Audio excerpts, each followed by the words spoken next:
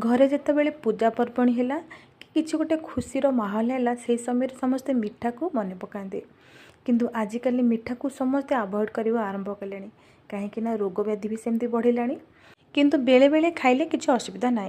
तो आज आम प्रस्तुत करवा रसावली। रसावली 1.5 लिटर क्षीर को प्रथम फुटे निले तापर भिनेगार दे छिड़े दबा छेना प्रस्तुत करवा। छेना होगला गोटे कटन कपड़ा बांधिकी रखिनवा।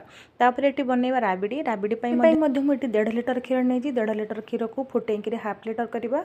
आउ से क्षीर में टिके हल्दी दबा कहीं कलर आसापी।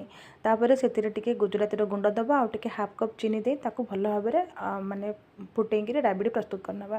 तापर जो छेना को आम बांधिकी रखिले छेना को भल भाव चकड़ी नेबा। चकड़ी सारापर आड करवा 2 चामच सुजी आउ टे गुजराती गुंड भल भाव चकड़ी सारापर एमती चपटा चपटा बनईकि आपण मैंने घी कि तेल छाणी ने। से छणा होता छेना को राबिड़ी पकई नेबा। एबे हमर प्रस्तुत